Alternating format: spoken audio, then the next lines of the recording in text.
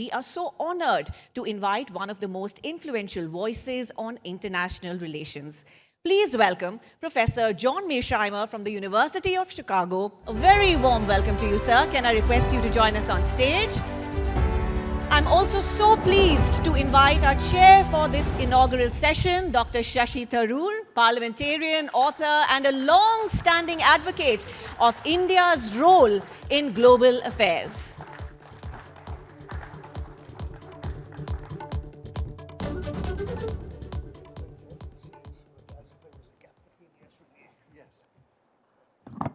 Well, wonderful to see you here. I was reminding Professor Mearsheimer that there's been at least a sort of 2-decade gap since he and I were last on a stage together, and that was in the US. I'm just delighted to have him here because he is one of the world's foremost realist thinkers. His famous thesis about great powers, the reason why states in their concern for survival tend to arm themselves and get into conflicts they might not necessarily be seeking, but which become inevitable because of their clashing ambitions. This is a thesis that has been hugely influential and has made him a distinctively recognizable advocate of what is known as the realist school of international relations.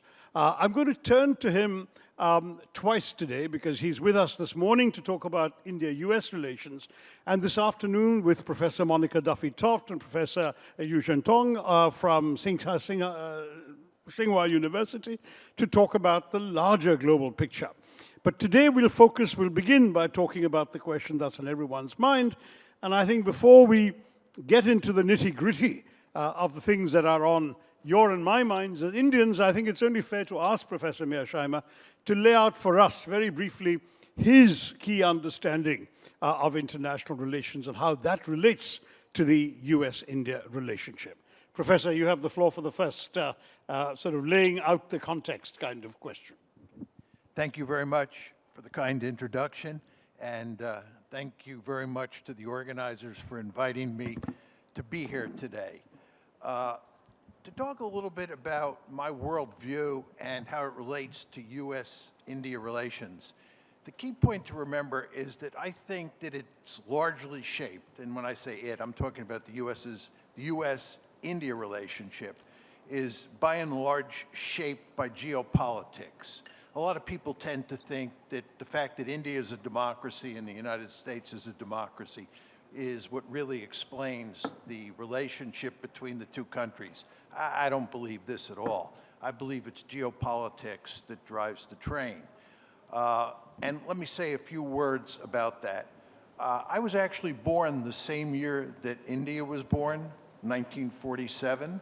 And both India and I have lived through 3 periods: the bipolar Cold War world, the unipolar moment, which ran from roughly 1992 to 2017, and now the multipolar world that we exist in, which I believe started about 2017.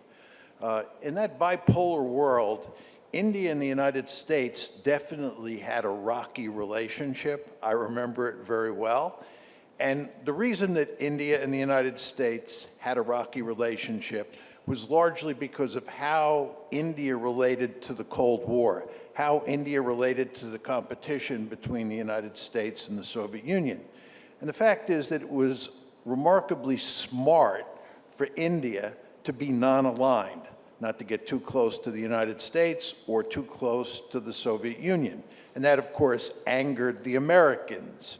But if you think about it, India was the only major power during the Cold War that did not align with either the United States or the Soviet Union. Every other major power did. And again, the result of that was a rocky relationship. Then the unipolar moment came.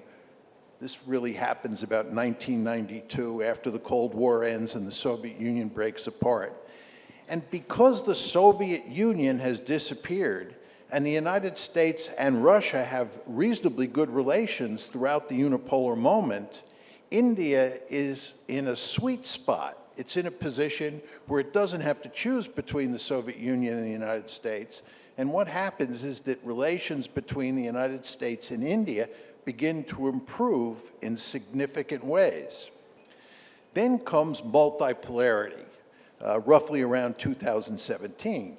And when I talk about multipolarity, we're talking about a world where China and Russia are great powers in addition to the United States. We have three great powers in the system.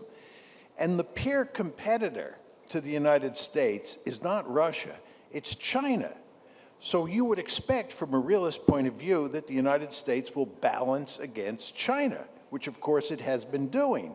And given India-China relations and the fact that they have been hostile on occasion, you would expect to have good relations between the United States and India.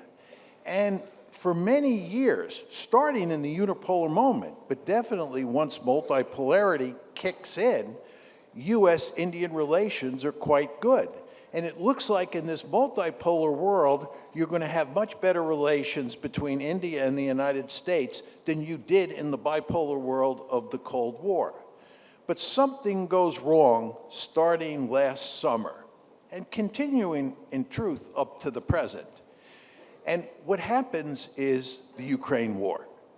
President Trump comes into office, as you all remember, making the argument that he's going to settle the Ukraine war immediately after he takes office. In fact, he was bragging that he would settle the Ukraine war before he took office. That has